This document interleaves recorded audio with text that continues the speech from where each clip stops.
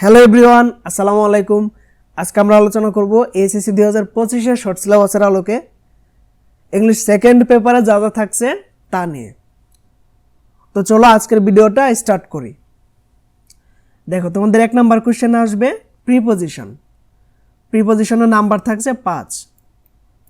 2 number question আসবে special uses of some phrases and words. তো phrases and ওয়ার্ডসের number থাকছে কত? 5। দেন তোমাদের 3 নাম্বার কোশ্চেন আসবে কমপ্লিটিং সেন্টেন্সেস। কমপ্লিটিং সেন্টেন্সের নাম্বার থাকছে 10। তো যারা এখন আমাদের চ্যানেলটা সাবস্ক্রাইব করো নাই, এখনই সাবস্ক্রাইব করো এবং পাশে থাকা বেল আইকনটিতে অল প্রেস করে রাখো। আর যারা ভিডিওটি ফেসবুক থেকে দেখছো তারা অবশ্যই আমাদের পেজটিকে ফলো দিয়ে রাখো, পরবর্তীতে কাজে লাগবে। এরপর তোমাদের 4 নাম্বার কোশ্চেন আসবে right form of verbs. Right form of ভার্বের নাম্বার থাকছে 7, কারণ এই টপিকে শূন্যস্থান থাকবে 14টা। 14টা শূন্যস্থানের জন্য নাম্বার থাকবে 7। 5 নাম্বার কোশ্চেন আসবে ন্যারেশন। ন্যারেশনের নাম্বার থাকছে কত? 7। এরপর তোমাদের 6 নাম্বার কোশ্চেন আসবে মডিফায়ার। মডিফায়ারের নাম্বার থাকছে 5। দেন তোমাদের 7 নাম্বার কোশ্চেন আসবে সেন্টেন্স কানেক্টরস।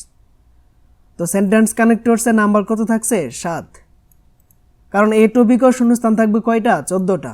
14টা শূন্যস্থানের জন্য নাম্বার থাকছে 7। এরপর তোমাদের 8 নাম্বার কোশ্চেন আসবে সিনোনিম অ্যান্টোনিম।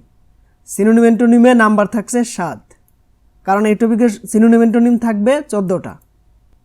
9 নাম্বার কোশ্চেনে থাকবে punctuation and use of capitals. এই টপিকটা অনেক ইজি।